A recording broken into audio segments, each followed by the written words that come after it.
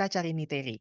Dihimbau kepada teman-teman untuk, apabila tempatnya kurang nyaman, bisa segera pindah ke tempat yang lebih nyaman, seenak teman-temannya, dan juga memiliki koneksi yang baik ya teman-teman ya. Baik, Namo Buddhaya Bikuni, salam kenal. Iya, Namo Buddhaya, salam kenal semuanya. Bisa Halo, dengarkan Ayah. saya? Iya, udah bisa Bisa ya. dengerin saya? Udah ya? Udah, iya. Oke, Oke, sekedar baik. info nih teman-teman mengenai profil singkat Bikuni Tita Carini Terry. Julia Surya SPDB MA PhD atau yang kita kenal sebagai Bikuni Tita Carini Terry merupakan seorang pendidik, praktisi agama Buddha dan juga dosen di STAB Semaratungga. Beliau juga sebagai penulis, guru meditasi yang telah menginspirasi banyak orang dalam memahami dan menerapkan ajaran Buddha dalam kehidupan sehari-hari. Baik, kepada Bikuni Tita Carini Terry, waktu dan tempat dipersilakan. Iya. Baik, terima kasih.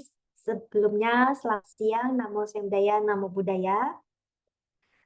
Ya, untuk semua pejabat struktural yang ada di keluarga Budayana Indonesia yang hadir, tadi ada disebutkan dari MBI Pusat, Pak Gunawan Effendi, dan juga dari PB Pusat, dan juga semua kakak pembina dari Sekolah Minggu Buddha, IPGABI.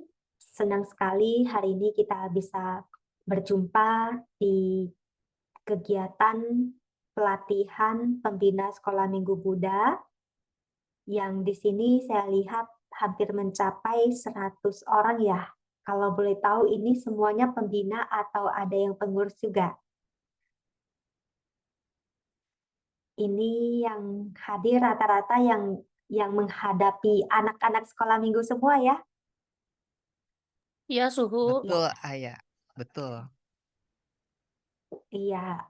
Ada sedikit permintaan saya, boleh nggak kakak-kakak pembina yang perangkatnya memadai bisa menyalakan kameranya. Jadi biar saya tidak seperti sedang bicara sendiri. Nah, ini pada cakep-cakep nih, memunculkan wajah sendiri saja kalau nggak pede, gimana mau menghadapi anak-anak kita yang begitu luar biasanya. Ya, baik. Jadi itu juga sebagai salah satu self-respect kita sebagai seorang pembina Sekolah Minggu Buddha. Baik, tanpa berpanjang lebar lagi, kita langsung saja memulai. Pada hari ini saya mendapat topik. Saya izin share screen ya.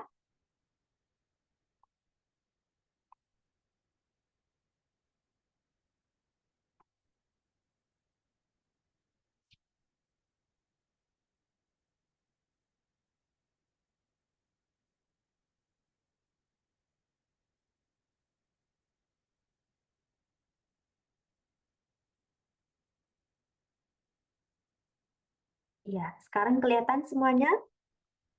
Kelihatan. Pelatihan Sudah ya. manajemen diri melalui mindfulness bagi Sekolah Minggu Buddha, Gelanggang Anak Buddhis Indonesia. Baik, mari kita samakan persepsi dulu apa yang dimaksud dengan manajemen diri. Jadi di sini ada beberapa definisi yang saya temukan, yaitu di mana ada yang mengatakan bahwa menurut Philly Lestat ini, manajemen diri itu adalah kemampuan individu untuk mengolah emosinya sedemikian rupa sehingga membantu mereka mencapai tujuannya. Better Up ini merupakan salah satu aplikasi yang memberikan pelayanan psikologi di mana dikatakan bahwa manajemen diri itu adalah kemampuan kita untuk mengelola perilaku, pikiran, dan emosi dengan cara yang sadar dan produktif. Kalau Martin Blank, dia mengatakan bahwa definisi manajemen diri itu berasal dari teori kecerdasan emosional, di mana Kemampuan ini disebut sebagai pengaturan diri yang didukung oleh kapasitas kesadaran diri yang membantu menciptakan akses dasar terhadap pikiran, keinginan, dan perasaan. Jadi kalau bisa kita simpulkan secara dari tiga definisi ini, bisa dikatakan bahwa manajemen diri itu lebih ke kemampuan individu untuk mengelola emosinya yang secara sadar sehingga mereka bisa berperilaku atau dengan ketika mereka berperilaku, berpikir bisa dilakukan secara sadar. Nah, teman-teman, kalau dilihat dari sini, kenapa sih pengelolaan emosi ini, manajemen diri ini penting bagi pembina sekolah Minggu Buddha? Ada yang bisa jawab saya, kenapa manajemen diri ini sangat penting bagi kita sebagai seorang pendidik, khususnya pendidik atau pembina yang ada di gelanggang anak Buddhis Indonesia? Mungkin ada berpikir, siapa aja ngajar sekolah minggu mah gampang, nggak seperti serumit mengajar di sekolah, nggak serumit mengajar di kampus, nggak serumit mengajar di sekolah formal. Mungkin ada yang berpikir demikian. Jadi siapa saja bisa asal-asalan ngajar. Jadi tidak demikian Bapak teman-teman. Sebagai seorang pembina sekolah minggu Buddha, manajemen diri ini perlu kita ketahui ini sangat-sangat penting. Kenapa? Karena yang kita hadapi adalah anak-anak, rata-rata kan dari anak kecil yang dari usia pendidikan dini, anak usia dini sampai yang sudah remaja. Di sana kita bisa menemukan berbagai karakter anak yang berbeda-beda. Seandainya kita tidak memiliki manajemen diri yang baik, maka kita sendiri tidak bisa berdamai dengan diri kita sendiri. Dan ketika berhadapan dengan mereka yang beraneka ragam ini, maka sulit bagi kita untuk bisa menerima mereka dengan baik. Akhirnya apa? Ketemu anak-anak stres. Ketemu anak-anak yang katakanlah anak-anak TK, anak-anak yang kelas 1, kelas 2, kelas 3 yang masih senangnya loncat sana, loncat sini, lari sana, lari sini. Masih juga stres. Pengennya anak-anak duduk diem. Dengerin semua. Itu Bapak, teman-teman, khususnya pembina sekolah Minggu Buddha, itu kalau kalian ketemu anak-anak yang duduk diem, dengerin, nggak ngapa-ngapain itu justru kalian harus hati-hati. Harus segera sampaikan kepada orang tua. Karena perlu dicek ini anak ada apa. Karena yang namanya anak di usia mereka yang begitu memang lagi usia mainnya. Dan keinginan tahuan mereka itu sangat besar. Sehingga kalau mereka suruh duduk diam, itu nggak sulit. Itu sulit. Jadi mereka itu pasti akan ada gerak-geraknya. Jadi ketika ketemu yang begini-begini, di sini emosi kita itu harus benar-benar stabil agar kita benar bisa tetap happy ketika melihat anak-anak yang demikian. Lalu perilaku kita harus kita jaga, jangan sampai gemes anaknya dikeplak. Diem lu, atau ketika lihat anak yang begitu kita teriak-teriak. Bahkan saking keselnya, maaf, sampai isi binatang ada yang dibawa keluar. Nah, itu tidak boleh. Itu tidak boleh. Dan ini bisa terjadi kalau kita tidak memiliki manajemen diri yang baik, yaitu kemampuan untuk bisa mengelola emosi kita yang dilakukan secara sadar. Di sini tidak hanya emosi, tapi juga perilaku, pikiran secara sadar. Sehingga apa yang kita lakukan itu bisa sejalan dengan pikiran kita, keinginan kita, dan perasaan kita. Jadi ini sangat-sangat penting. Perasaan juga harus benar bisa kita jaga, perasaan kita sendiri. Kalau sedikit-sedikit baperan, nanti akan sangat gampang itu moody, moodnya mood swing. Bentar-bentar, bentar senang, bentar nggak senang. Kalau lagi senang, datang ngajar, anaknya dimanis-manisin. Kalau lagi nggak senang, anaknya goyang sedikit aja langsung marah, emosi, stres. Nah, kalau ini yang terjadi di pembina sekolah minggu Buddha, maka teman-teman, saya katakan anak-anak kita itu dalam ancaman. Kenapa?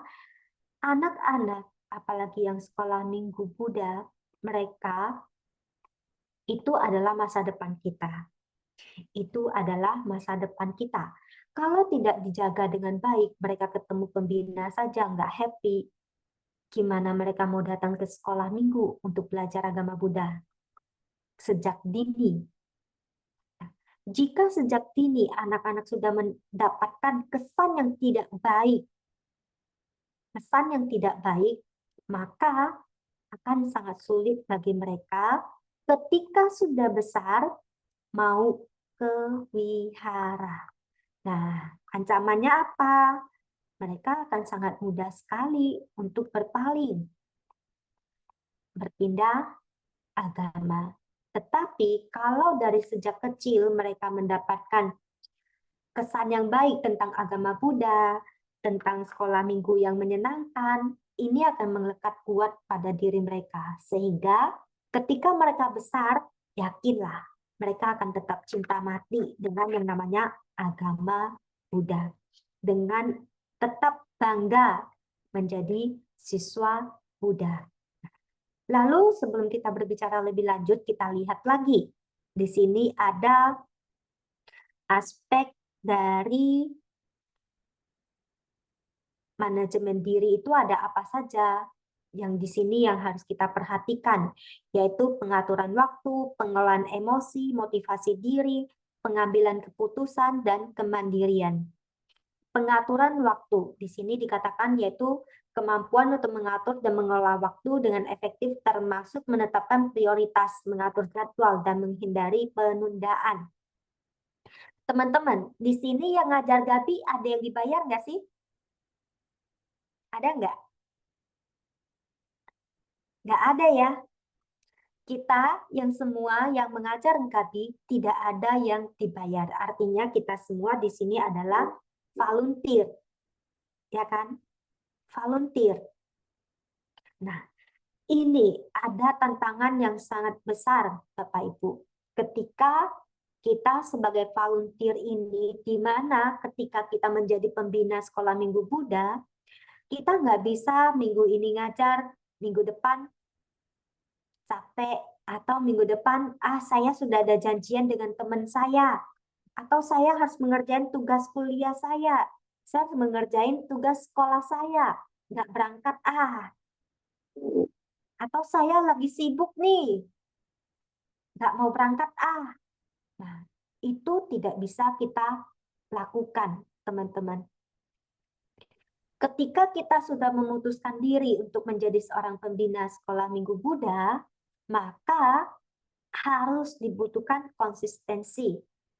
Sehingga di sini yang pertama aspek self management yang pertama itu kemampuan untuk mengatur waktu ini benar-benar harus diperhatikan. Di mana kita bisa katakanlah di hari Minggu kita harus bisa memprioritaskan waktu kita untuk sekolah Minggu Buddha. Jangan sampai tergoda ada yang ngajak ke mall, sudahlah kan hari Minggu saya sudah Senin sampai Sabtu udah capek, masa hari Minggu masih harus ngajar juga. Ke mall aja lah nggak apa-apa kan masih ada pembina yang lain. Nah, itu tidak bisa teman-teman.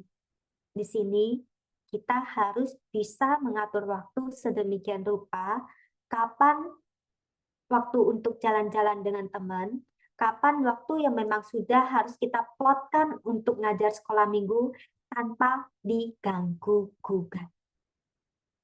Lalu di sini misalnya juga, teman-teman pernah nggak mengajar sekolah minggu dengan modal dadakan?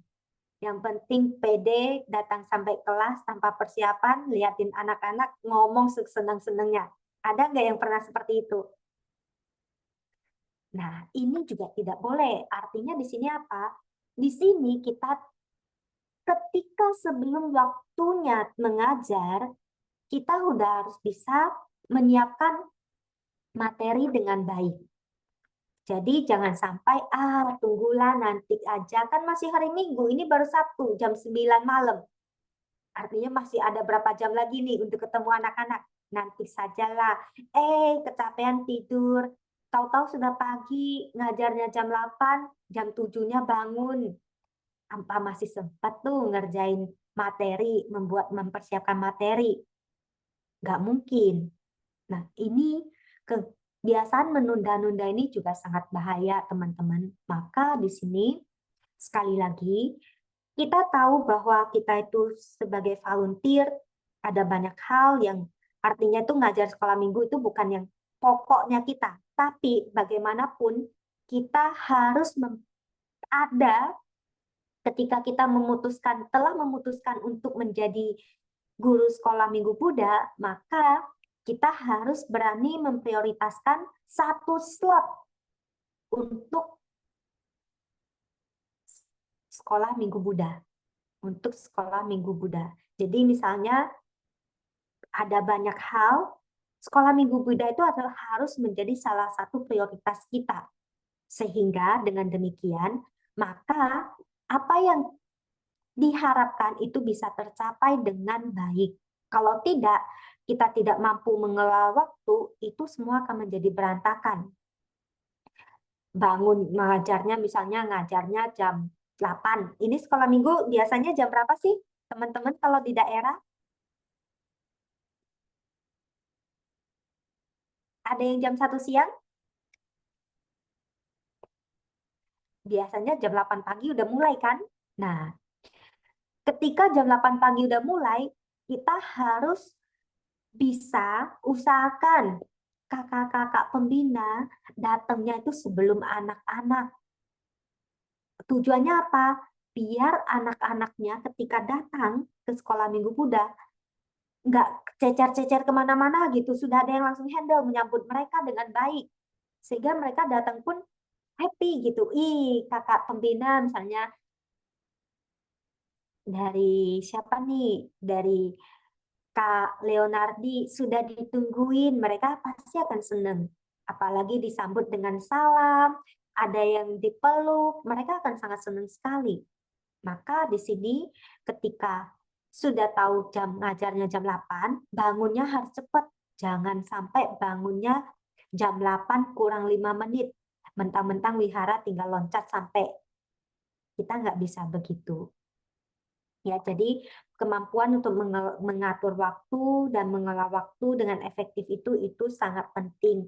Termasuk di sini kemampuan self management ini diantaranya itu aspeknya itu tadi kemampuan mengatur waktu itu juga ketika di kelas kita juga harus bisa mengatur dan mengelola waktu dengan baik. Biasanya kalau di kelas itu kan ada pembukaan, ada isi, ada penutup, ya kan?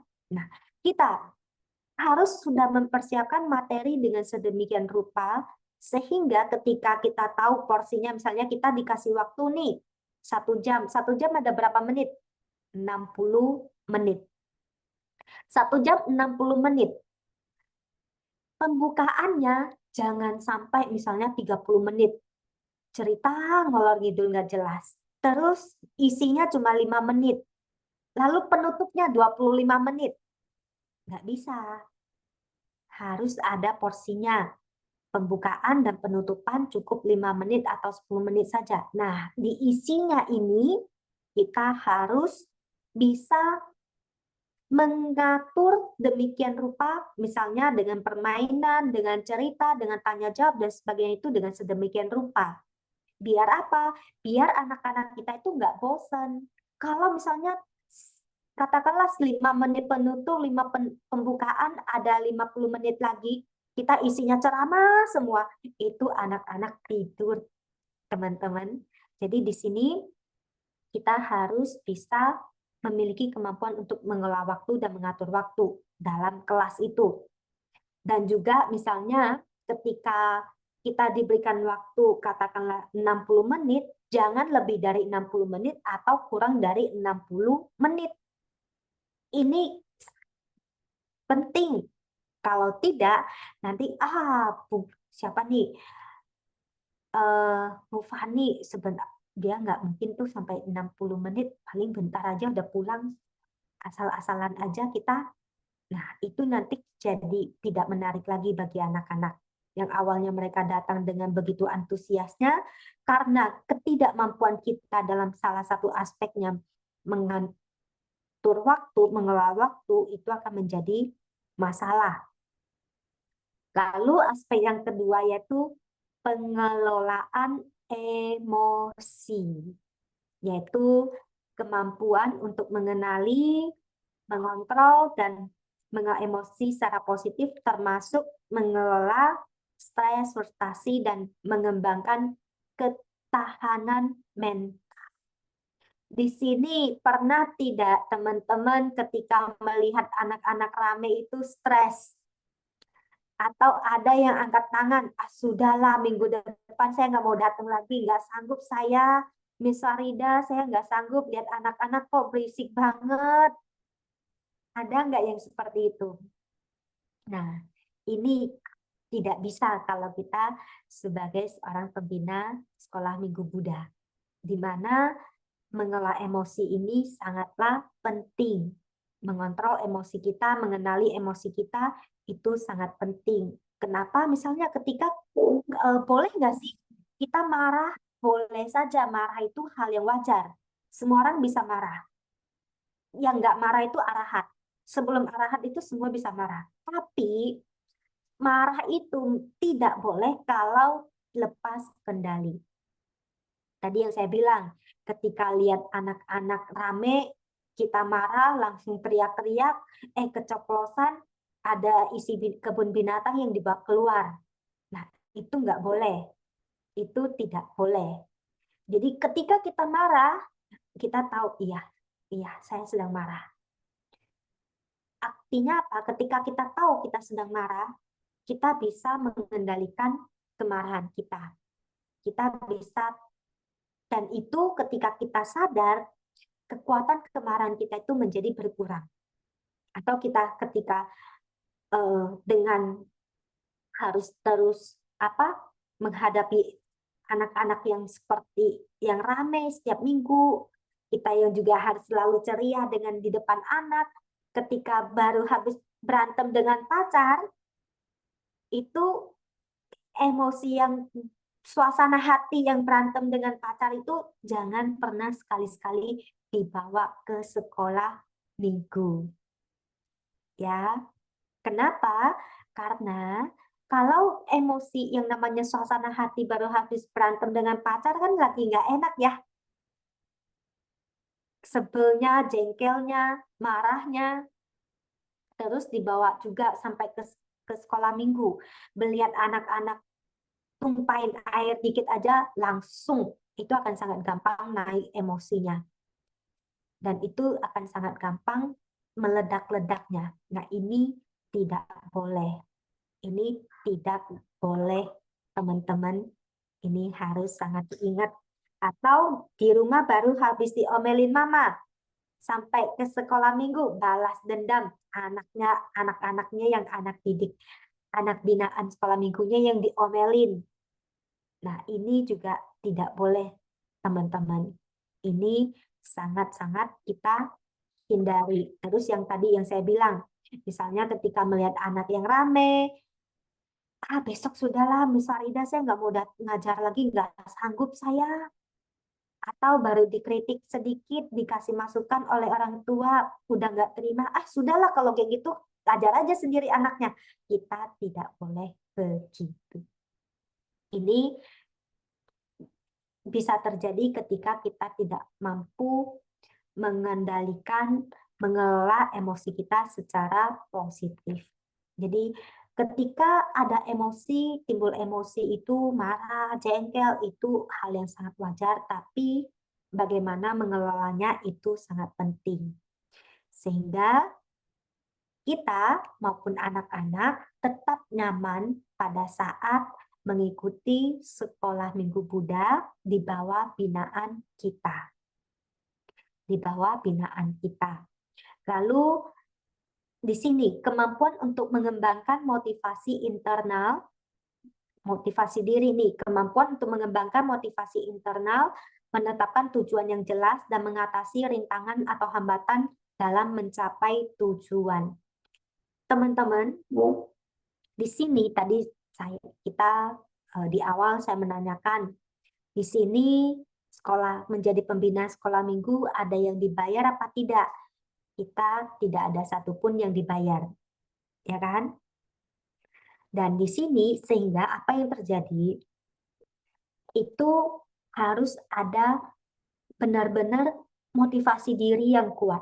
Kalau tidak, ini akan sangat mudah goyah. Menghadapi sedikit tantangan, sudah nggak mau, ketika digoda untuk ajak jalan-jalan di hari Minggu, langsung berangkat tanpa mikirin sekolah minggunya lagi. Nah, ini tidak bisa. Ketika kita memutuskan untuk menjadi pembina sekolah minggu Buddha, ayo kita tanya terlebih dahulu pada diri kita. Motivasi kita menjadi pembina sekolah minggu Buddha itu apa sih? Saya yakin dan percaya motivasi awal kita ketika ingin melakukan sesuatu termasuk menjadi pembina sekolah minggu Buddha itu didasari oleh motivasi yang baik. Didasari oleh motivasi yang baik. Ketika kita misalnya di tengah jalan menghadapi berbagai kesulitan, kita kembali lagi ke motivasi awal kita, ini teman-teman akan sangat membantu. Akan sangat membantu sehingga hal ini pun dia akan sangat membantu kita untuk tidak mudah menyerah begitu saja.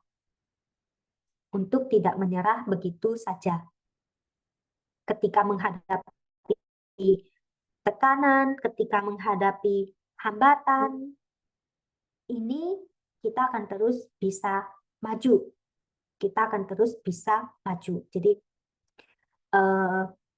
sedikit berbagi cerita ya teman-teman. Ini ada yang dari Ho Ang Kyung, dari Bengkalis Riau. Saya dulunya juga dari muda-mudi Ho Ang Kyung Bengkalis dan juga pernah menjadi guru sekolah minggu. Pada zamannya kami tahun 2000-an, awal 2000, 2001, 2002 begitu, kami bisa dikatakan sangat tidak memiliki uang dalam dana ketika dalam melakukan berbagai kegiatan. Apakah kami menyerah? Tidak.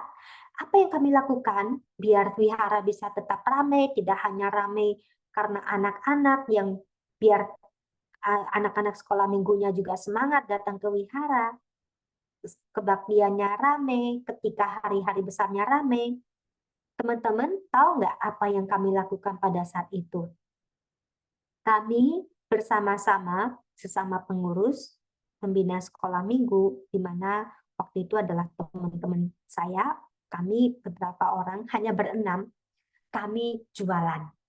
Dan yang jualannya apa? Bazar makanan, bazar permainan. Itu permainan semuanya dibuat sendiri. Semua dibuat sendiri. Bazar makanan ada sebagian yang buat sendiri, ada sebagian yang dibantu oleh guru pembina kita, di mana kita pagi-pagi sudah harus ke rumah beliau yang waktu itu boleh dikatakan termasuk cukup jauh, kita udah pergi ambil. Di sana kita nggak patah semangat teman-teman, kita nggak patah semangat. Kenapa?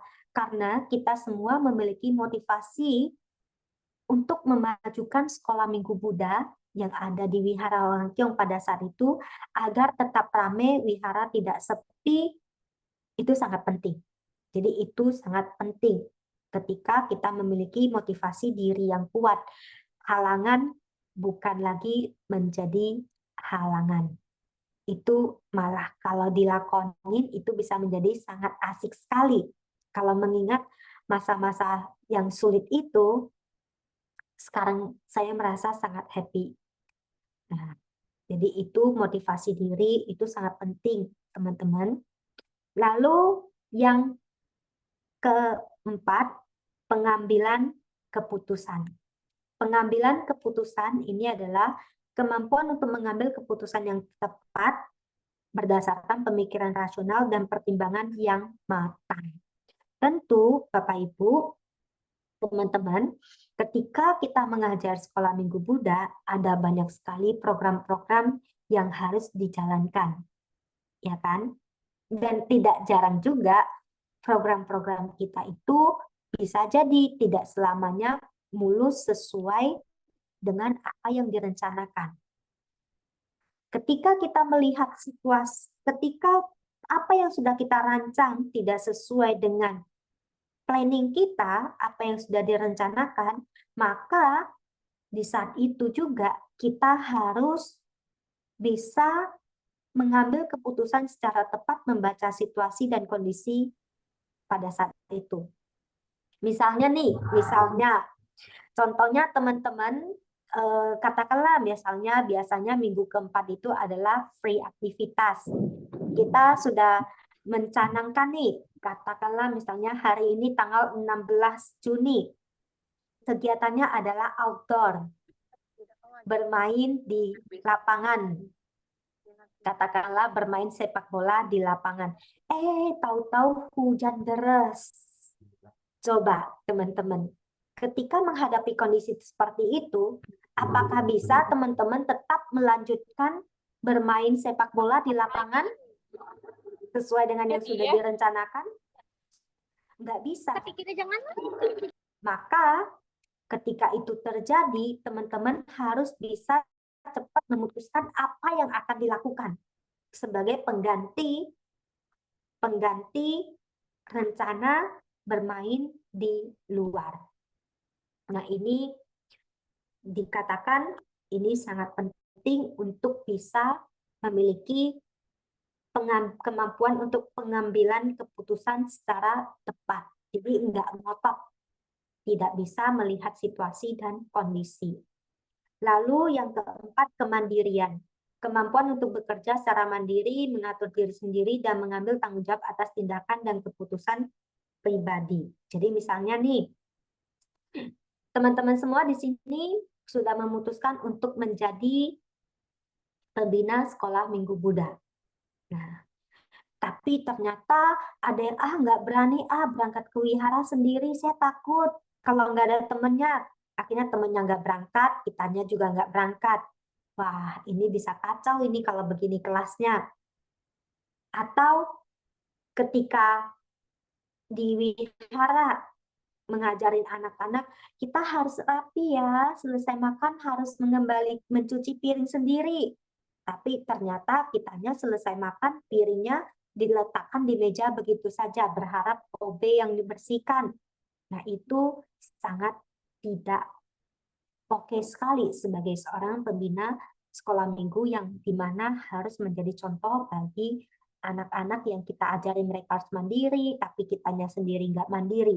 Jadi ini aspek self manajemen diri ini harus kita kembangkan agar kita bisa benar-benar bagaimana memanage diri kita sendiri melalui pengaturan waktu, pengelolaan emosi, motivasi diri, pengambilan keputusan, dan kemandirian. Dan ini semua untuk menumbuhkan tadi self management atau manajemen diri dan mengembangkan kelima aspek itu membutuhkan kesadaran atau mindfulness. Tadi untuk bisa mengelola emosi, untuk bisa mengelola perilaku, untuk bisa mengelola pikiran kita, ini semuanya membutuhkan kesadaran atau mindfulness. Dan kita lihat dari definisi mindfulness itu sendiri, Ini saya mengambil karena kita menggunakan istilah mindfulness, dan mindfulness ini saya ambil dari beberapa pengertian, dan tentu setelah ini kita akan melihat bagaimana dihubungkan dengan agama Buddha.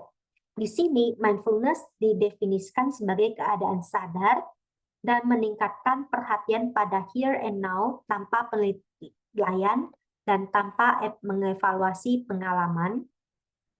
Lalu ada juga yang mendefinisikan mindfulness itu sebagai memperhatikan tujuan dengan sengaja pada saat ini dan tanpa penghakiman terhadap penyikapan pengalaman dari saat ke saat. Nah, kalau melihat dari sini ada beberapa kata kunci yang bisa kita lihat, yaitu meningkatkan perhatian di sini dan saat ini tanpa penilaian, tanpa mengevaluasi. Dan ini sama seperti yang diajarkan oleh Buddha,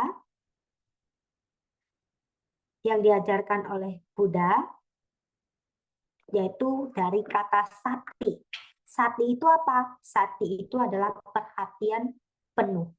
Ketika untuk bisa perhatian penuh itu bagaimana? Ya harus di sini, di saat ini, dan sadar dengan apa yang sedang terjadi, apa yang sedang dilakukan. Jadi itu sejalan dengan definisi mindfulness yang disampaikan oleh tokoh-tokoh atau ahli yang di masa sekarang ini.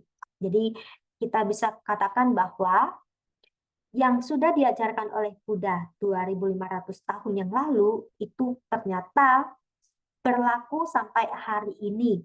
Mindfulness sekarang tidak hanya sati, menumbuhkan sati tidak hanya menjadi milik Buddha, tetapi menjadi milik umat manusia. Nah, di sini kita lihat, di sini mindfulness itu ada dua, teman-teman. Mindfulness itu ada dua bentuk, yaitu state mindfulness dan threat mindfulness. State mindfulness itu yang bagaimana?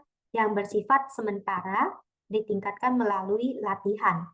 State mindfulness itu bersifat kecenderungan, di mana menjadi kecenderungan seseorang.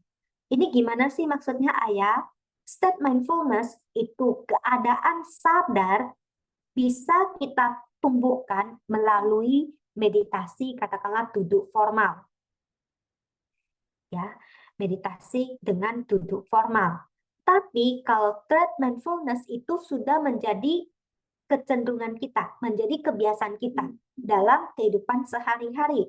Misalnya, ketika kita ngomong, kita nggak lagi ngomong ceplas-ceplos, tapi kita tahu apa yang kita omongkan. Kita tahu apa yang kita lakukan. Misalnya, ketika kita berbicara dengan teman-teman, teman sebaya, dengan kita berbicara dengan anak-anak sekolah minggu, boleh sama nggak caranya, gayanya? Lu udah makan belum? Misalnya kita tanya ke teman sebaya kita seperti itu. Ketika kita tanya ke anak-anak sekolah minggu kita, katakanlah yang baru PAUD, yang baru TK, atau kelas 1-2 SD, kita boleh nggak tanya ke anak-anaknya dengan cara begitu? Ketika ketemu, lu udah makan belum? Itu nggak bisa. Nah, kita harus sadar dengan siapa kita.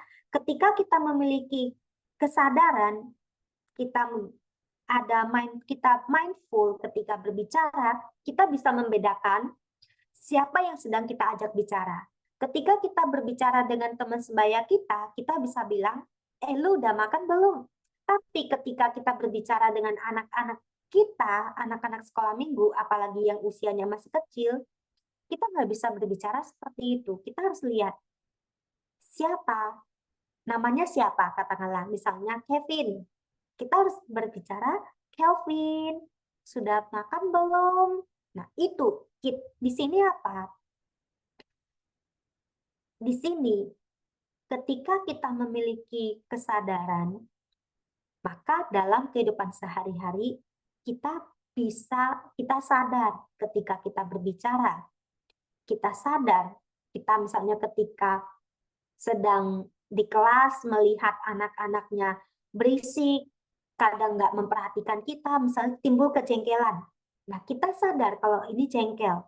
Ketika kita tahu kita jengkel, maka kekuatan jengkel ini akan mereda. Sehingga apa yang terjadi? Kita bisa menerima kondisi anak-anak yang ramai. Dan ketika demikian, kita menjadi lebih tenang, maka ada lagi satu kemampuan yang bisa kita tingkatkan. Apa? Di sana akan muncul kemampuan untuk menghandle mereka. Kenapa? Karena kita itu dalam kondisi emosi yang stabil. Jadi itu, threat mindfulness seperti itu yang sudah menjadi kecenderungan dalam kehidupan sehari-hari kita. Kita berbicara, kita berperilaku, ketika kita sebel, kita nggak langsung anaknya dikeplak. Keplak ngerti nggak sih? Ditabok gitu. Nah, anaknya nggak langsung ditabok, tapi kita bisa mengendalikan perilaku kita. Kita ketika kita mengambilkan sesuatu untuk anak-anak, misalnya anaknya katakanlah tingginya cuma baru masih di atas di dadanya kita atau lebih kecil lagi. Nah, ketika kita ingin memberikan sesuatu kepada mereka tidak dengan cara berdiri, tapi dengan cara jongkok. Sehingga kita bisa sejajar dengan mereka tingginya. Dengan begitu, mereka akan kontak mata dengan kita, maka akan lebih mudah bagi kita untuk menghandle mereka. Kan sering terjadi, kalau hanya anaknya lebih kecil, kitanya masih berdiri, kita kasih sesuatu ke anaknya, misalnya pensil atau kertas, akhirnya kita ketika minta mereka melakukan sesuatu yang lebih lanjut, mereka nggak mau perhatiin kita lagi. Nah, kenapa? Karena pada saat kita memberi tidak ada kontak mata. Maka di sana, ketika kita memiliki kita mindful, kita bisa tahu harus bagaimana. Nah, ini kecenderungan yang dikatakan sebagai state mindfulness. Kalau tadi state mindfulness itu, saya rasa tidak sulit ya bagi kita semua, misalnya katakanlah selama ini memperhatikan keluar masuknya nafas, memperhatikan pikiran-pikiran, itu kita bisa. Tapi ketika praktiknya pada saat buka mata, kita suka lupa. Jadi di sini, ini ada dua macam bentuk mindfulness yang harus kita pahami. Dan tentu saja, bagaimana mindfulness ini dari state bisa menjadi trait dari yang harus dilatih menjadi yang sudah menjadi kecenderungan, tentu itu harus tetap dimulai dengan state mindfulness dulu. Kita butuh yang namanya berlatih dulu. Kenapa? Karena hanya dengan berlatih mindfulness secara formal, kita bisa meningkatkan, mempertajam kesadaran kita. Kalau kita tidak pernah berlatih mindfulness, berlatih meditasi secara formal, maka tidak mungkin kondisi batin kita bisa bisa tenang, bisa jernih, bisa sadar dengan apa yang terjadi. Itu sulit. Maka dibutuhkan latihan meditasi secara formal terlebih dahulu sehingga dengan demikian secara alamiah threat mindfulness akan muncul. Jadi di sini pembina, kakak-kakak pembina semuanya, kalian juga harus yang namanya mencintai meditasi.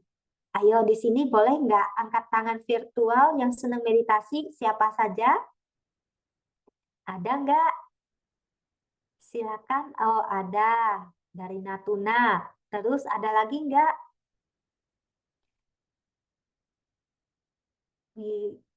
Oh, cuma satu. Dari Vanessa, terus Susanti. Ada lagi nggak?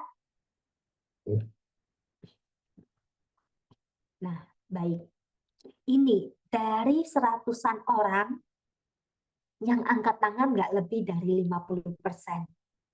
Yang angkat tangan nggak lebih dari 50%. Jadi ini bisa dikatakan sangat bahaya sekali. Sangat bahaya sekali. Sehingga kenapa saya bilang sangat bahaya sekali? Ketika kita, kondisi batin kita tidak oke, teman-teman, maka disadari maupun tidak disadari, ini akan sangat berpengaruh pada saat kita membawakan kelas. Ini sangat berpengaruh pada saat kita membawakan kelas. Ya, sangat berpengaruh pada saat kita membawakan kelas. Jadi, kalau misalnya kita oke, kita senantiasa dengan kondisi batin yang nyaman, kelas mau seperti apapun, kita akan selalu nyaman.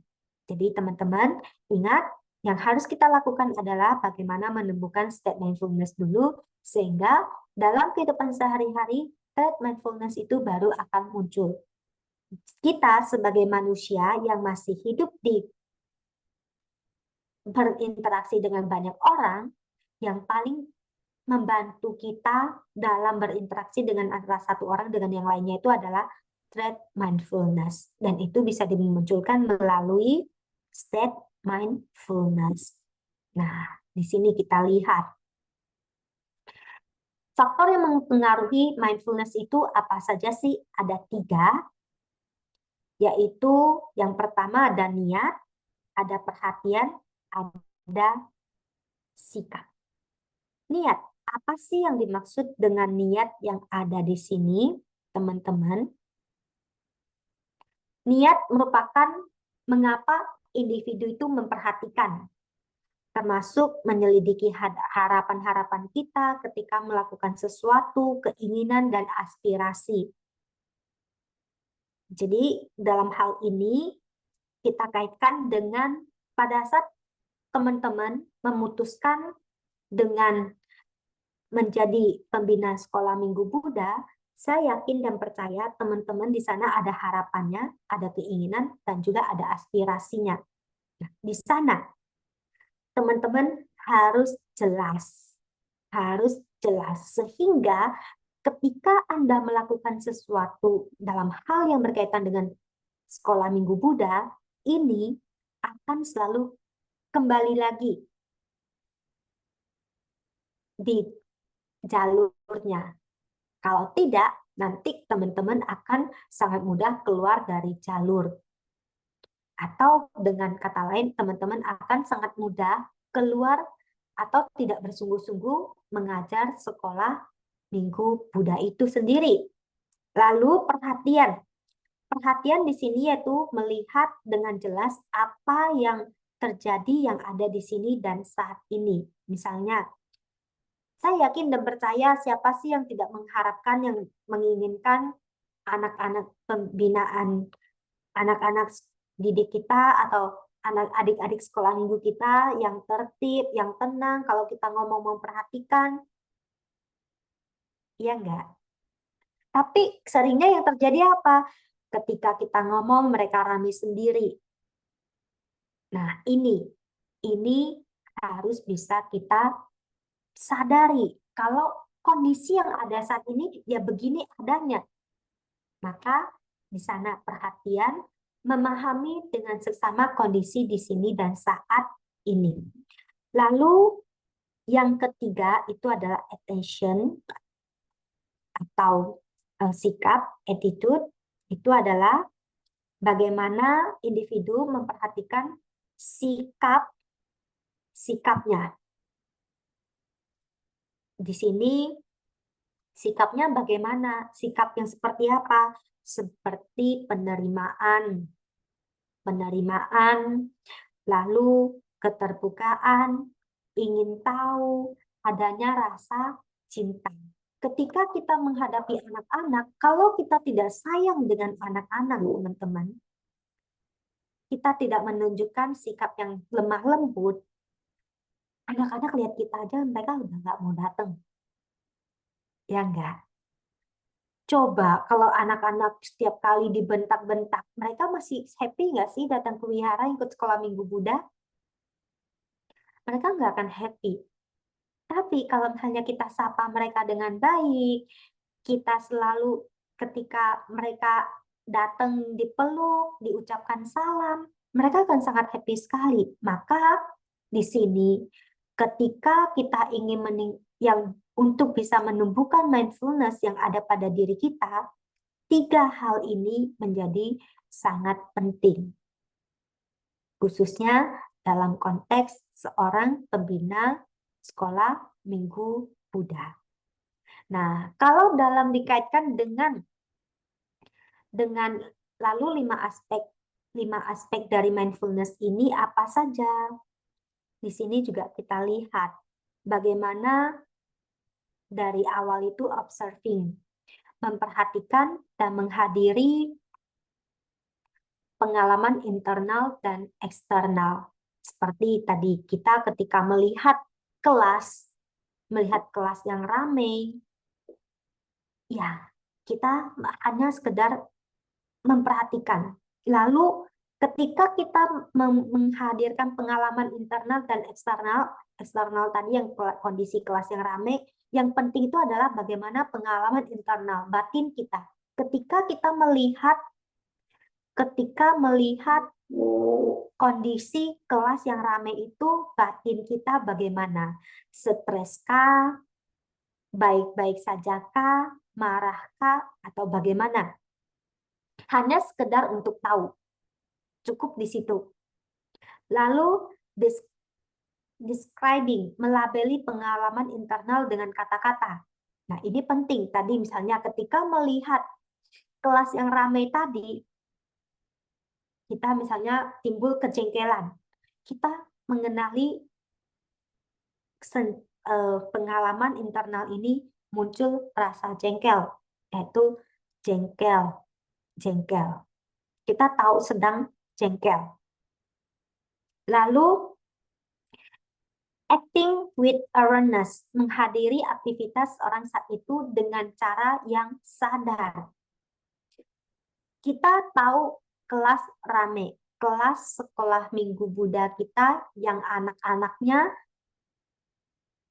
katakanlah di usia yang dini, TK, dan kelas 1, kelas 2 SD, misalnya seperti itu.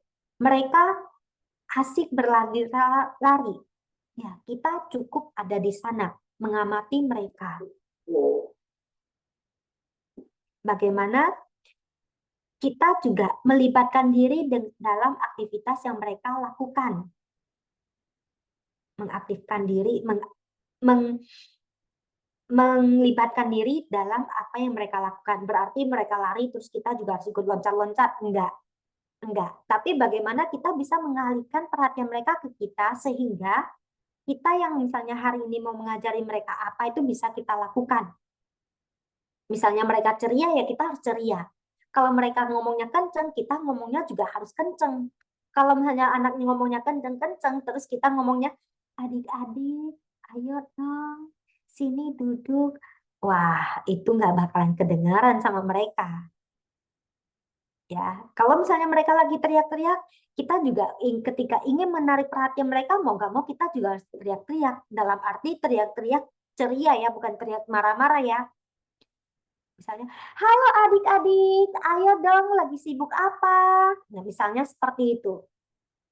Lalu, non-judging of internal experience, tidak bernilai terhadap pikiran dan perasaan. Ketika mungkin muncul kondisi yang chaos di kelas itu, terus muncul kejengkelan, kita tidak menganggap kalau kejengkelan ini salah, atau kita berpikir kenapa sih saya harus jengkel?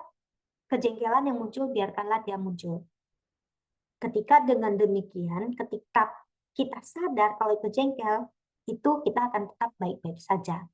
Lalu non-reactivity to inner experience, membiarkan pikiran dan perasaan datang dan pergi tanpa terjebak atau terbawa olehnya. Jadi ketika jengkel ya sudah, jengkel ada jengkel ya jengkel saja. Tapi ketika kita membiarkan dia pergi begitu saja, kita tidak terjebak dengan perasaan jengkel kita dan kita tidak memberikan reaksi terhadap rasa jengkel yang muncul. Jadi ini 5 aspek mindfulness ini. Ini semua bisa terjadi kalau ada kemampuan tadi self management tadi. Jadi aspek dari mindfulness dan aspek dari self management itu saling berkaitan. Dan kita lihat lagi, ini dalam agama Buddha, kita ketika berbicara mindfulness sering dikaitkan dengan Vipassana Bhavana, dan ini tidak salah. Kenapa saya katakan demikian? Tadi ada 3 faktor untuk menumbuhkan mindfulness itu, ada attitude, ada intention, ada attention. Di sini, attitude itu sikap, itu bisa dikaitkan dengan sila, di mana kalau dalam kontemplasi di Vipassana Bhavana, maka ini berkaitan dengan kaya Vipassana. Bagaimana dengan perilaku kita? Lalu intention, bagaimana kita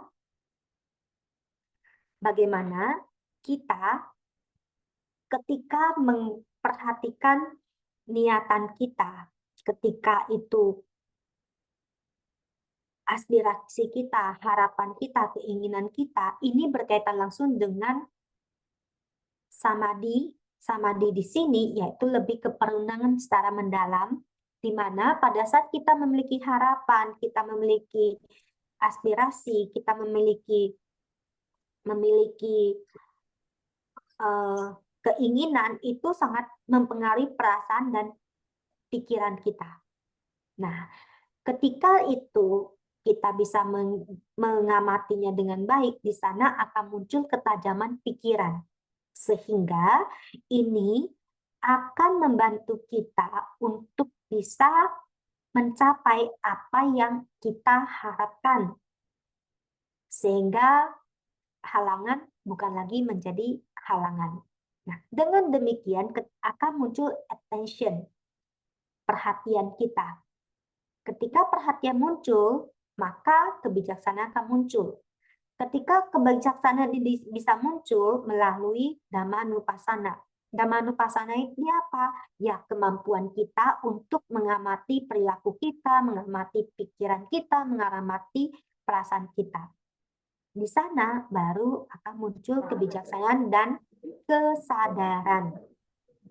Dalam hal ini akan sangat bisa membantu kita memanage diri kita, menumbuhkan keterampilan manajemen diri.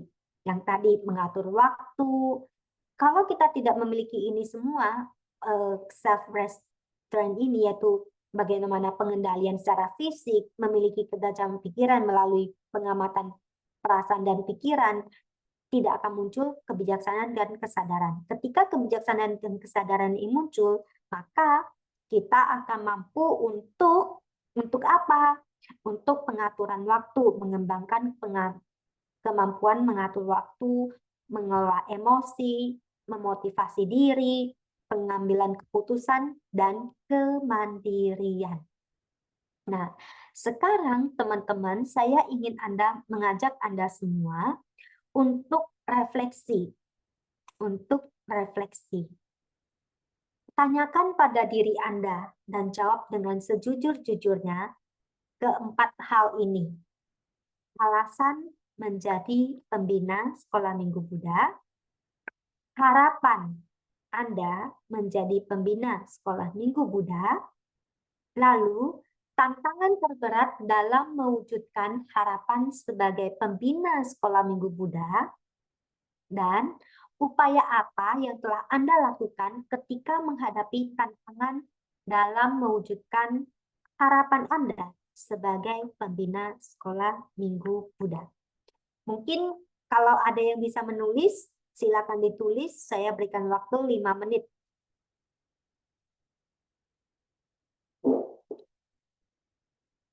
Saya berikan waktu 5 menit.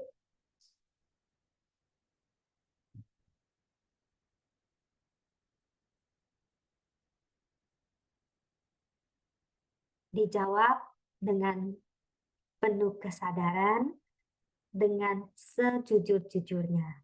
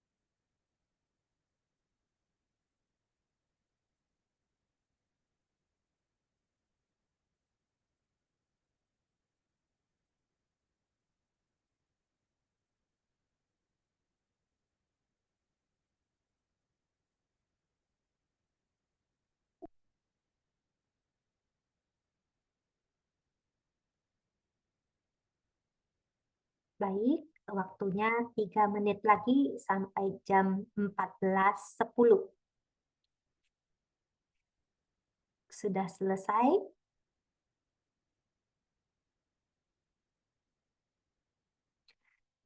Yang sudah selesai dengan 4 hal ini, silakan angkat tangan.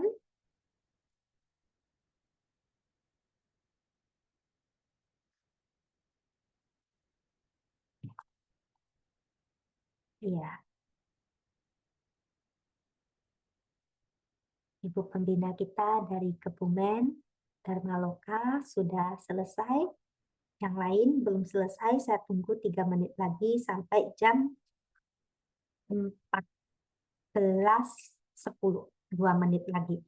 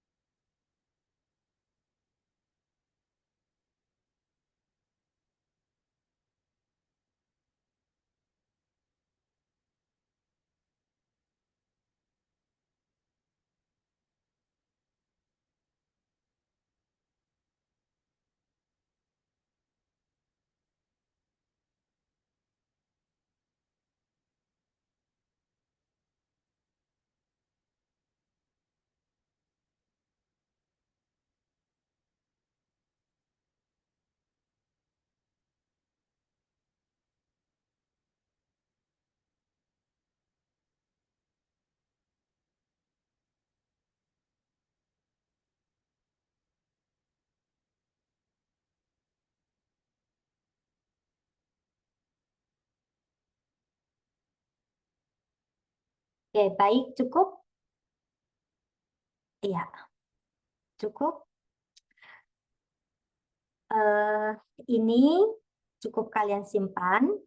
Lalu di sini saya ingin mengajak teman-teman semua untuk Simpan kok, untuk disimpan ber, itu. untuk Yang ber, 4 itu. untuk bermeditasi. Eh, Silakan semuanya bisa duduk dengan nyaman di tempat yang nyaman. Duduk di tempat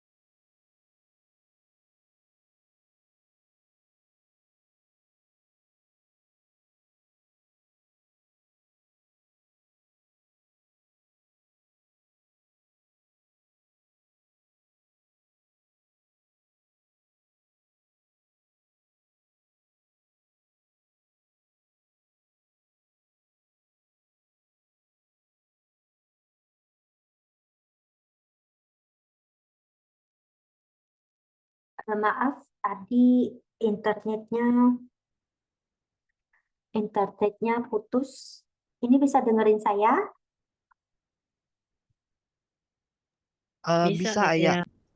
Oke, baik. Baik, teman-teman.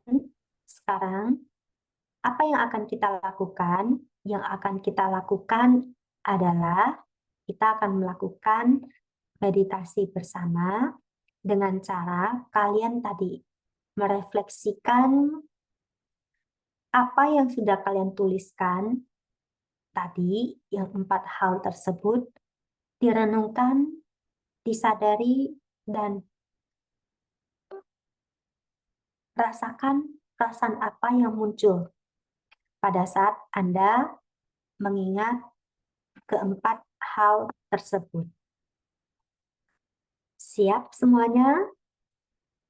Baik, saya akan menyalakan musik juga yang akan menemani Anda.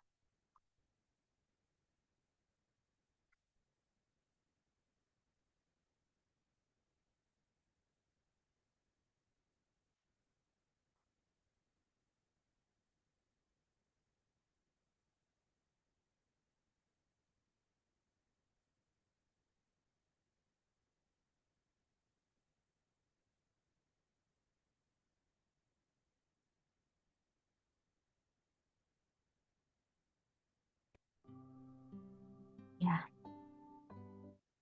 baik. Sekarang silakan semuanya duduk dengan nyaman. Silakan semuanya duduk dengan rileks. Pejamkan mata Anda secara perlahan-lahan. Tarik nafas panjang secara perlahan-lahan. Ulangi. Tarik nafas panjang secara perlahan-lahan. Hembuskan secara perlahan-lahan.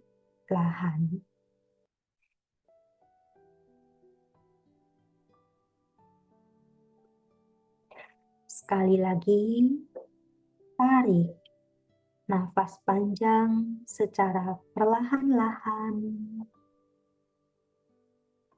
Hembuskan secara perlahan-lahan.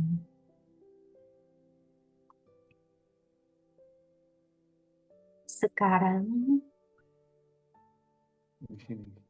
bertanyalah pada diri Anda, apakah alasan Anda menjadi pembina sekolah Minggu Buddha? Jawab dengan sejujur-jujurnya dari lubuk hati yang paling dalam.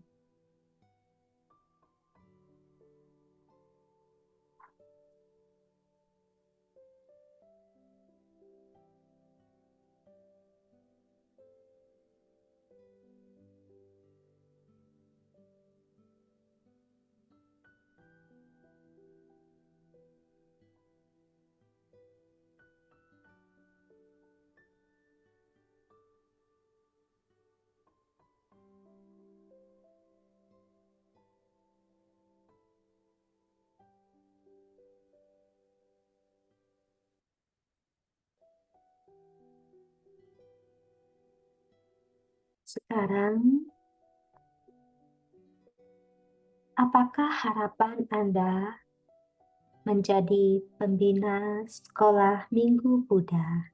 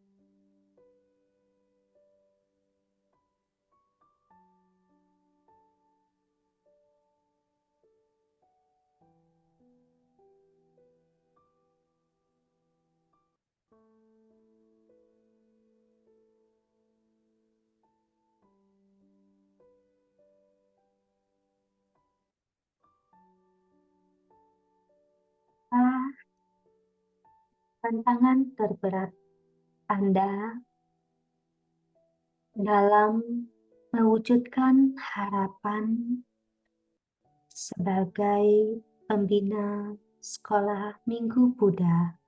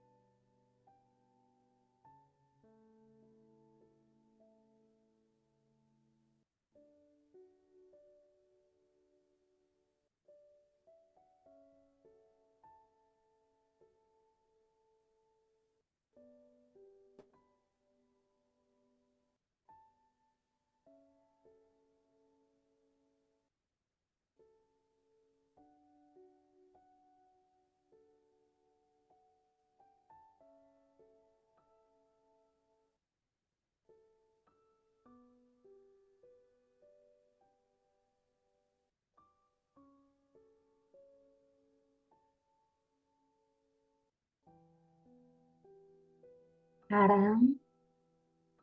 Bayangkan dan ingat kembali upaya apa yang telah Anda lakukan ketika menghadapi tantangan dalam mewujudkan harapan sebagai pembina Sekolah Minggu Buddha.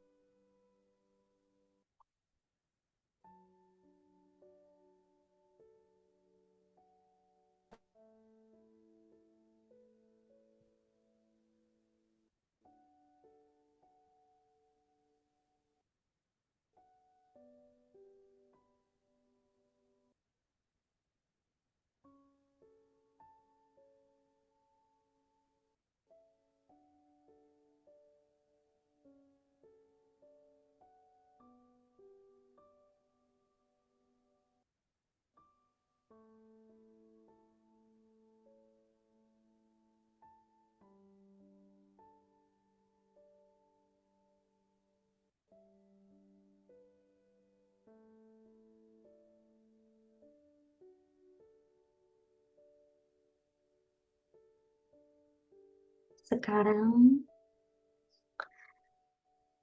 letakkan tangan kanan Anda di dada kiri Anda. Letakkan tangan kanan Anda di dada kiri Anda.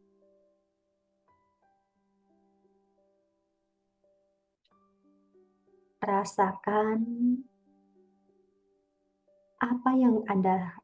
perasaan apa yang Anda rasakan ketika Anda telah mampu melewati segala tantangan yang ada selama ini.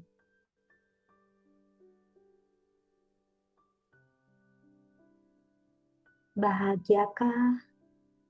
Sedihkah? Kecewakah? Apapun perasaan yang muncul,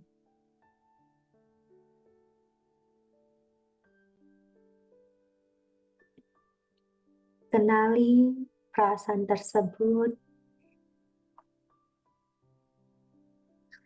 lalu ucapkanlah dalam hati masing-masing,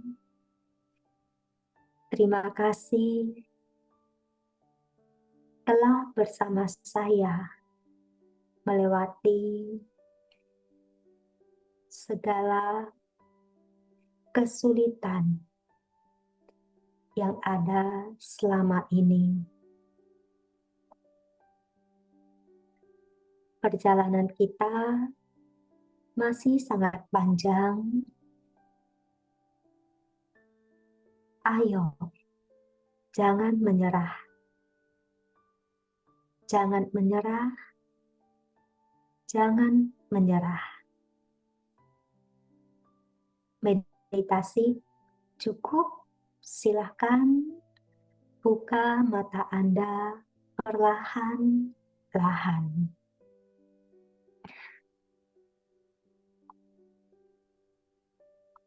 Baik, terima kasih.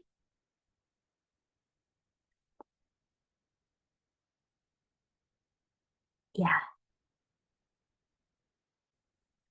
bisa dengerin saya?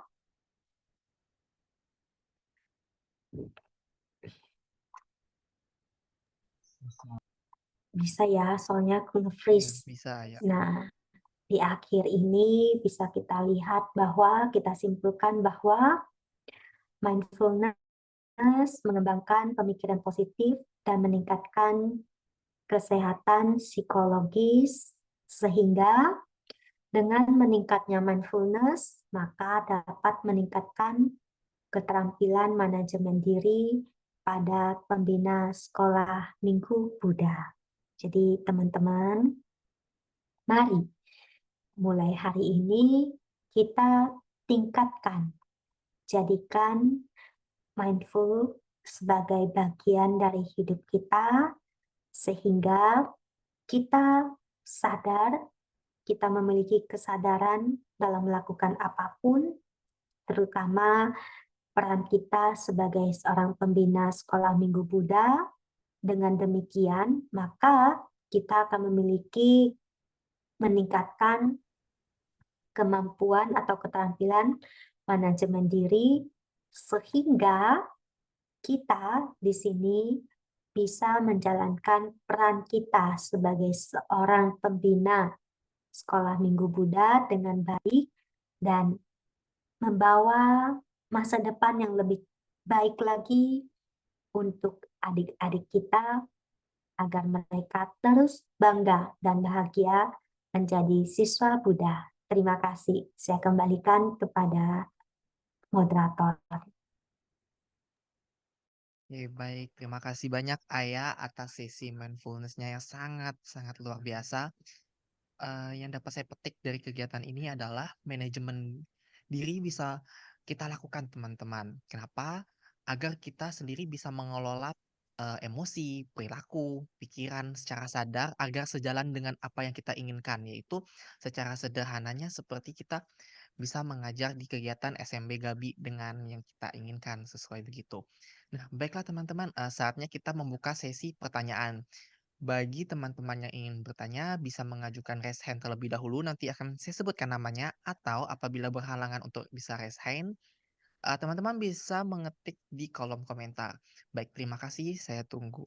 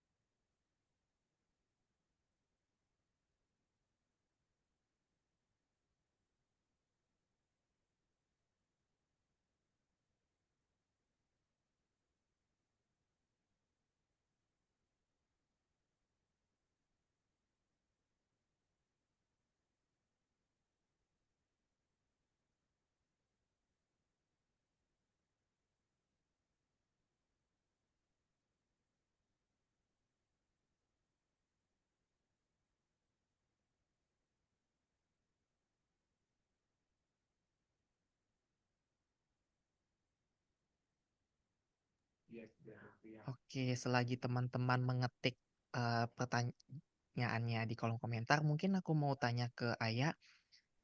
Misalnya nih, Ayah, ada anak Gabi yang nakal nih. Kita dari sisi pembinanya itu bagaimana ya menyikapinya dari sisi kitanya supaya kita tetap tenang, tidak terlalu emosi terhadap anak-anak tersebut, Ayah. Baik, terima Iya, kasih. baik. Nakal yang seperti apa ya? nakalnya mungkin dia, tidak mau ikut kebaktian, terus, waktu sesi main games dia nggak mau ikut, atau enggak dia suka pukul-pukul, begitu. Oke, baik.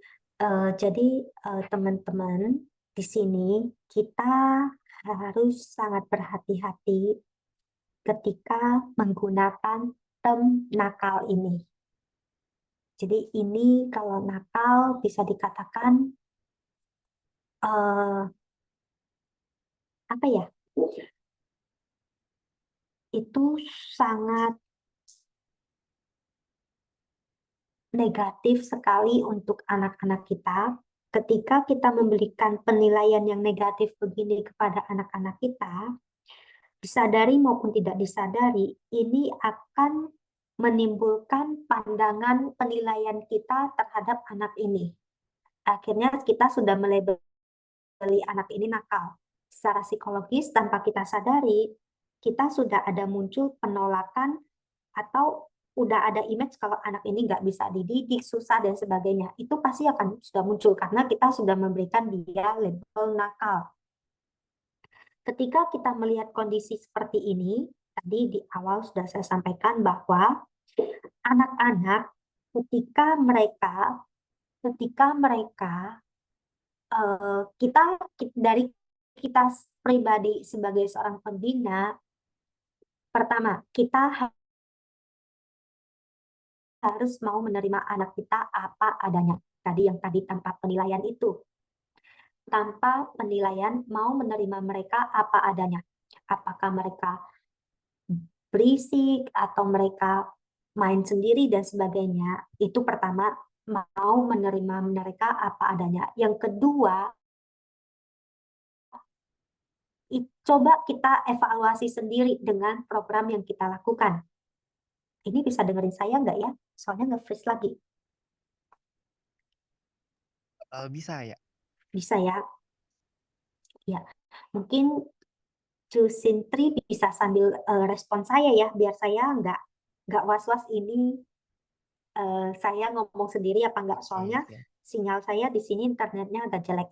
Ya, baik. Jadi Siap, Ayah. terus dari sisi kita sendiri, kita harus evaluasi juga. Evaluasi jika itu terjadi seminggu, 2 minggu, dan sebagainya. Coba kita lihat dulu. Kita mem membuat program yang jauh lebih menarik untuk anak-anak. Karena misalnya nih, kebaktian anak untuk anak SD, panjangnya sama dengan anak SMA. Kan lama-lama anaknya bosan. Ya pasti mereka akan main-main sendiri, nggak mau dengerin kita karena sudah terlanjur bosan. Atau Hmm. kalau memang itu kita sudah mencoba berbagai cara, dan anaknya juga harus diajak ngomong baik-baik. Jadi Hmm. Oke. Ya. atau kalau memang ada yang demikian, ada satu guru khusus yang di samping anak ini mendampingi, menungguin anak ini. Jadi ini akan jauh lebih membantu. Itu akan jauh lebih membantu daripada kita melabeli anak ini males, anak ini nakal dan sebagainya. Itu bukan penilaian yang baik untuk anak-anak kita.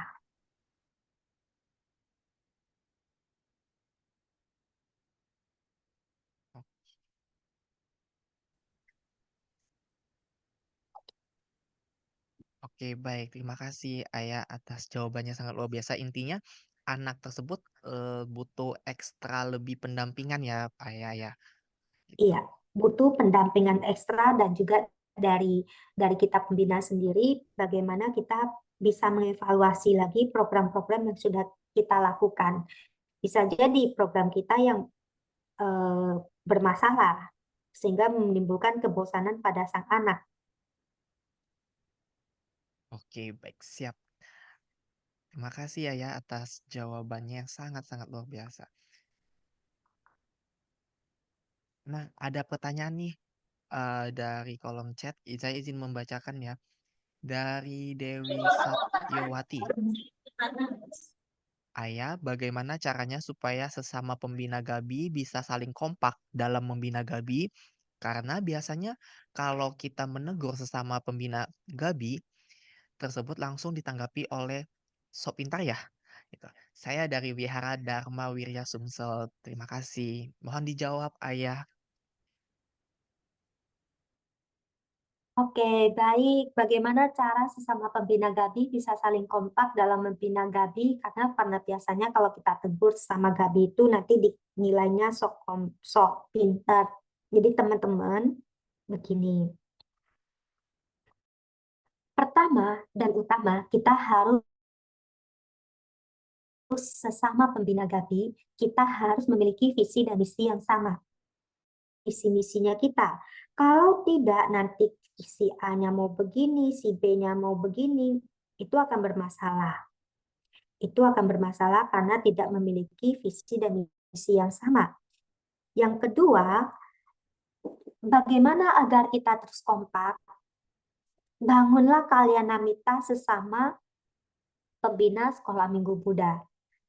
Teman-teman, ini sangat penting. Kenapa? Karena kalian sebagai pembina sekolah minggu, pembina SMB, kalian di mata adik-adik itu kalian itu pasti dianggap seperti dewa dan dewi, orang yang terbaik yang ada di wihara, panutan bagi mereka. Nah, di sini kalian perlu membangun kalianamita antar sesama pembina. Lalu sering-seringlah berkumpul. Dengan kita sering-sering berkumpul, maka suasana akan cair dan kita akan seperti keluarga sendiri. Dengan teman-teman sama pembina GAPI itu akan menjadi sangat asik. Sangat asik. Kalau tidak demikian, nanti maka akan bisa jadi muncul gap-gapan, ketika ngomong sedikit nanti senggol bacok, udah nggak seneng. Tapi kalau misalnya kita sering-sering kumpul, kita udah akrab, kita mau ngomong apapun itu enak karena kita tahu teman kita itu niatnya baik. Dan kita pun nggak akan sakit hati kalau kita sudah akrab dengan sesama. Itu yang kami lakukan pada saat kami dulunya masih sebagai muda-mudi, masih sebagai pembina sekolah Minggu Buddha. Dan kita selalu berdiskusi, apa nih yang mau kita ajarkan, apa nih yang mau kita lakukan. Sehingga kita tahu, semuanya kita sebagai pembina sekolah minggu, kita tahu apa yang akan kita lakukan, apa yang harus kita lakukan. Dan kalau secara tegur-tegur, misalnya negur, kamu salah begini dan begitu, meskipun teman kita ada yang benar itu keliru, coba kita komunikasikan dengan cara yang baik. Dengan cara yang baik. Dengan tidak langsung di depan orang rame terus langsung kita tegur. Ya, kalau demikian caranya siapapun akan sakit hati kalau itu yang kita lakukan. Maka di sini membangun komunikasi sangatlah penting, apalagi di antara sesama pembina sekolah Minggu Buddha yang kalian itu tanpa kalian sadari kalian adalah panutan dari adik-adik kalian. Demikian, Jusintri. Ya, oke, baik. Terima kasih, Ayah, atas jawabannya. Selanjutnya ada pertanyaan dari Kelin. Mungkin lebih meminta saran nih, Ayah. Namo Buddhaya, Ayah. Izin bertanya, saran. Ada pembina Gabi kelas 7 sampai kelas 9 SMP dan kelas 10 sampai kelas 12 SMA yang mengajar anak-anak SD kelas 1 sampai kelas 6. Kurang lebih sebanyak 60 anak. Total pembinaan total pembinanya adalah 25 orang. Tapi banyak banget dari mereka masih suka izin. Intinya itu mereka kurang, aktif gitu, Ayah. Sudah coba untuk mendekati mereka secara personal dan juga cari cara agar mereka mau ke wihara, tapi tetap seperti itu juga. Ditambah rata-rata dari mereka juga sedikit susah untuk akrab dengan anak-anak.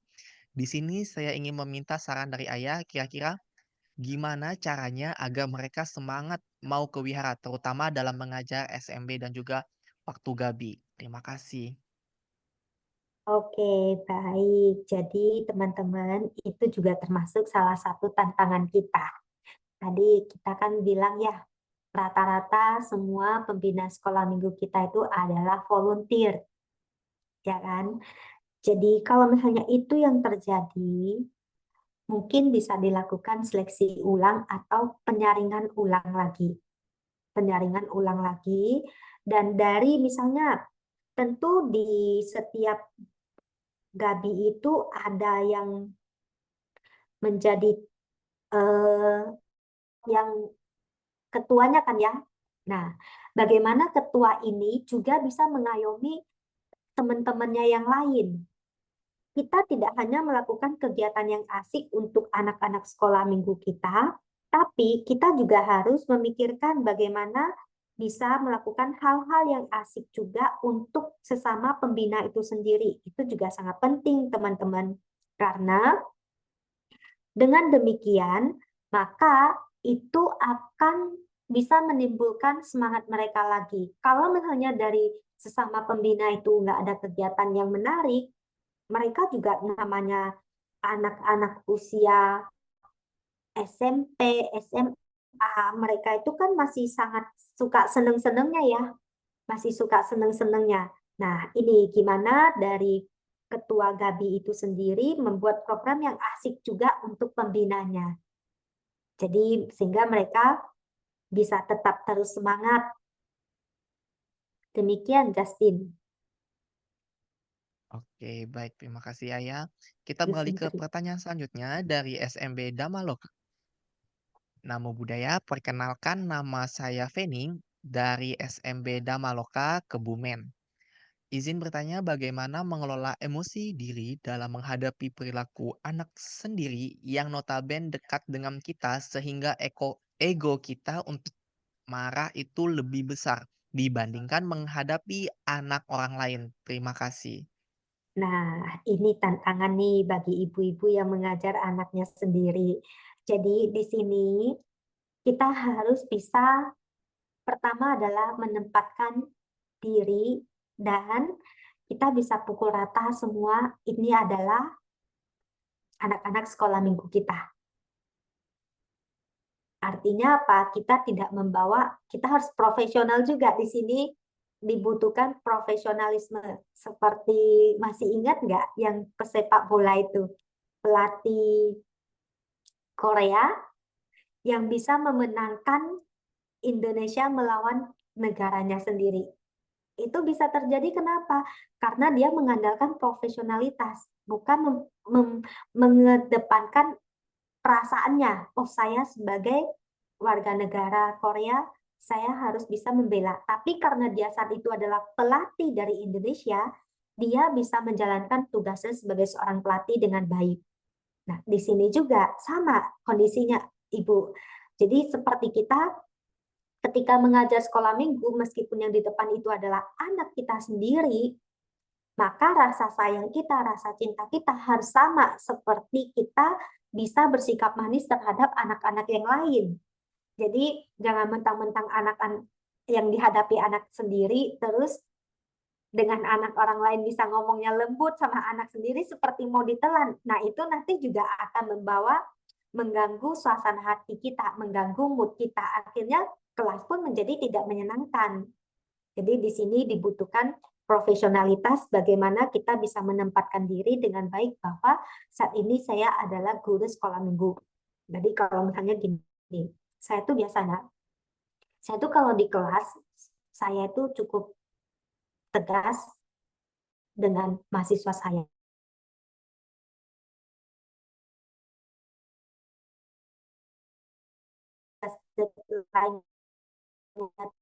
Tanggal sekian, ada yang misalnya kenal dekat dengan saya, ayah, maaf saya lagi sibuk nih begini dan begitu, saya nggak ada komprominya. Nah, tapi kalau misalnya di luar kelas, di untuk hubungan sebagai umat, oh mereka telat datang apa, saya kadang saya masih bisa toleransi. Tapi misalnya ketika dalam sama sekali perlakuannya tetap sama. Demikian ya, Ibu. Lanjut. Oke, baik. Terima kasih Ayah atas Jawabannya kita ke pertanyaan selanjutnya dari PMV Samudra Bakti Ranai. Ingin bertanya cara mengatasi adik-adik yang malas untuk ke wihara. Mohon dijawab. Terima kasih. Asai. Oke, kembali sama. Kalian punya program apa sih? Seasik apa sih? Mungkin bisa dijawab nih dari teman-teman PMVSB. Oke, ada kokonya yang di depan, boleh dijawab.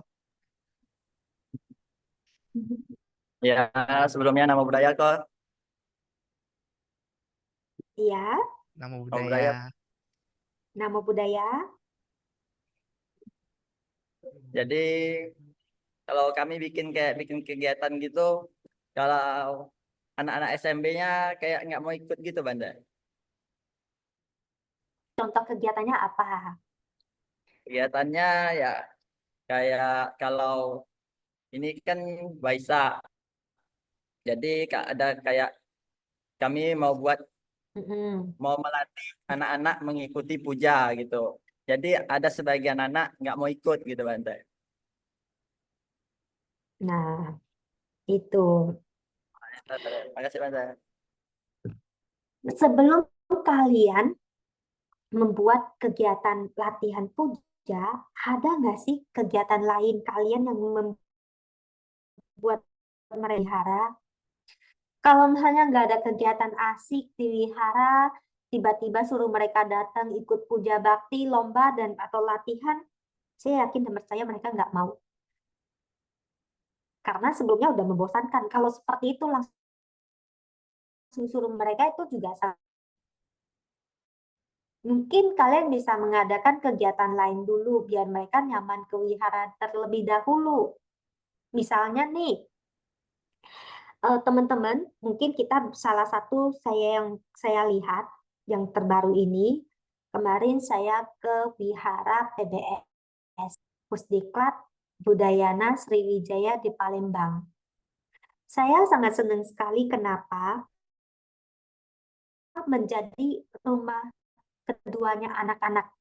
Di sana itu dari anak kecil sampai anak remaja usia SMA gitu.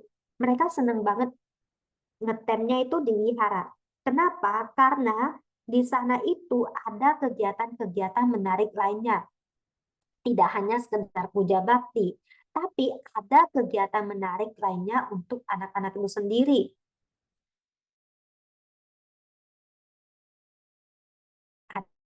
Ada band, terus ada badminton dan sebagainya.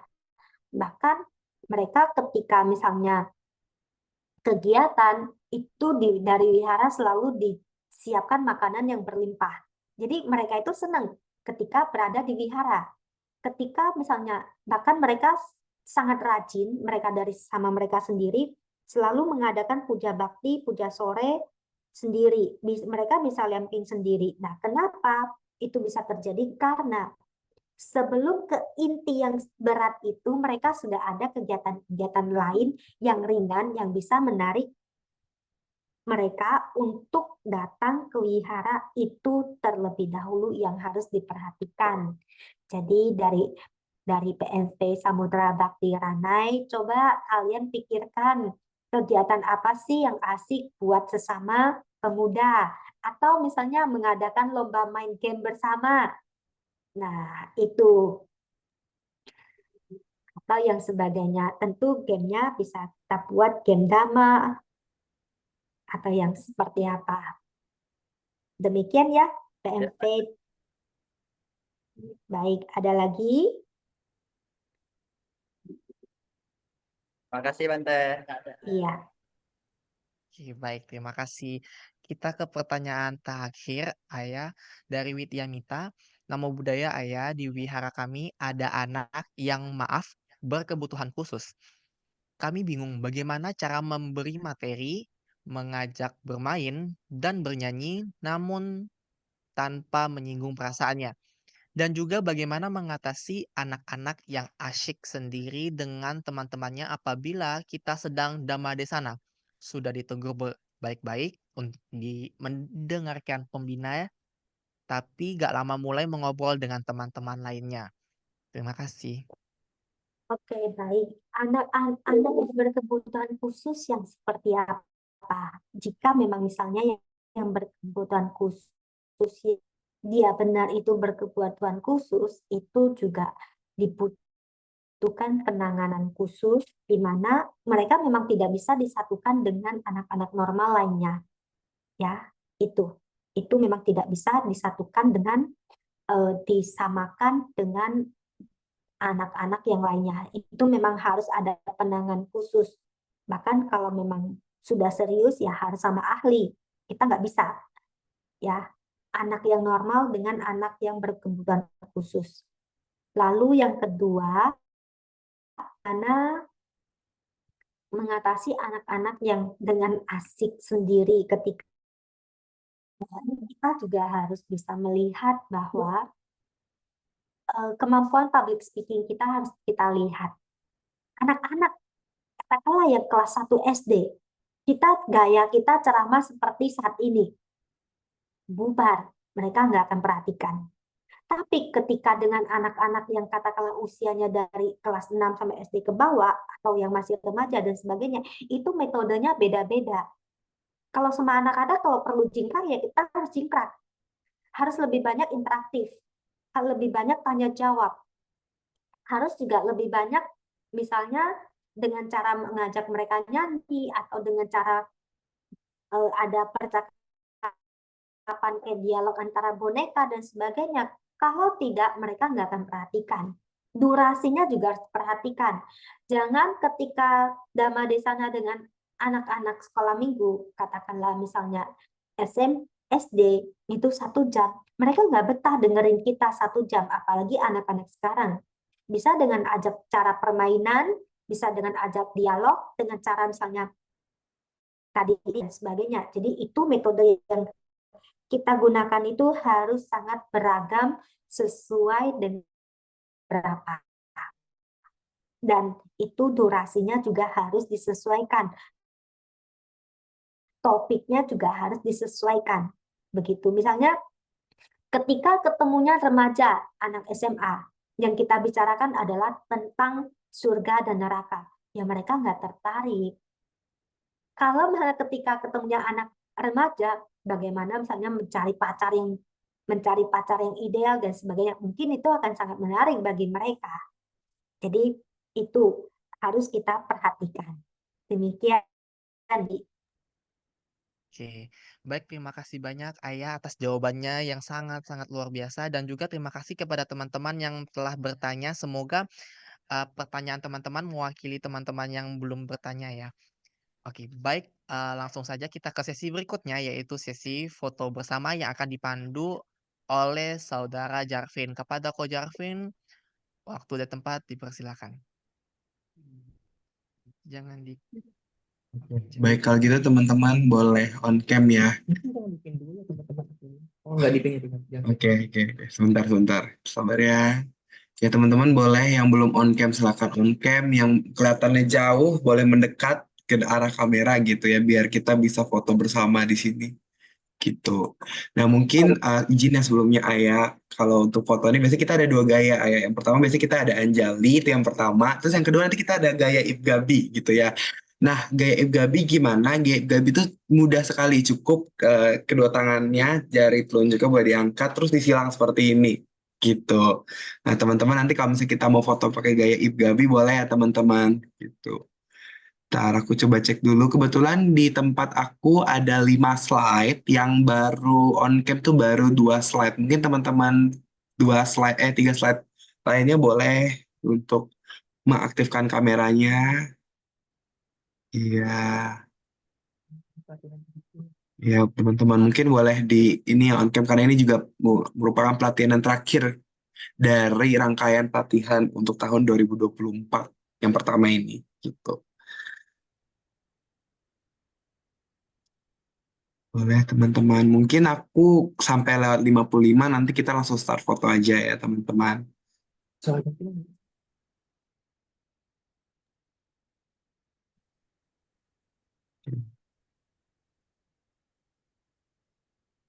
Oke, karena sudah menit 55, mungkin kita start aja ya. Yang pertama itu kita mau anjali dulu teman-teman. Oke, semua sudah siap? Sebentar.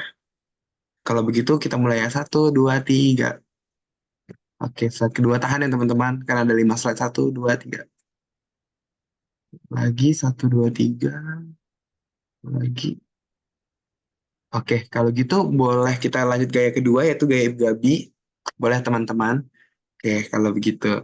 Oke, oke, aku izin ambil fotonya ya. 1, 2, 3. Sebentar. 1, 2, 3. 1, 2, 3. 1, 2, 3. 1, 2, 3. Oke, kalau begitu terima kasih teman-teman. Aku kembalikan ke Jusintri. Thank you. Oke, baik. Terima kasih Ko Jarvin. Tidak terasa kita sudah berada di penghujung acara. Saya ucapkan terima kasih banyak kepada teman-teman IPGABI se-Indonesia karena telah meluangkan waktunya selama 3 minggu di hari minggunya untuk mengikuti pelatihan ini. Semoga dengan adanya pelatihan ini bisa meningkatkan skill teman-teman dalam mengisi kegiatan SMB Gabi. Saya Jusintri, pamit undur diri. Sabe sata bawantu sukitata, semoga semua makhluk hidup berbahagia. Sadu, sadu, sadu. Terima kasih teman-teman. Kita ketemu di next event selanjutnya. Di info juga teman-teman, jangan lupa mengisi link absensi untuk penutupan. Baik, mohon pamit ya. Semangat Ya, semuanya. terima kasih Nama juga budaya. Ayat sudah mau Sampai jumpa. Terima mengisi. kasih Terima Ayah. kasih. Terima kasih Terima Jas. kasih, Ayah.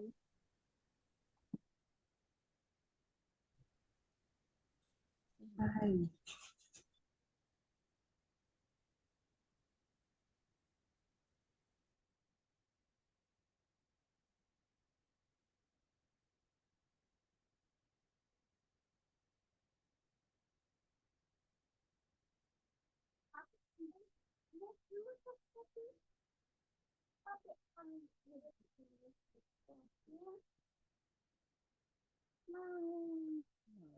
Papa ambil semua toko. Nah.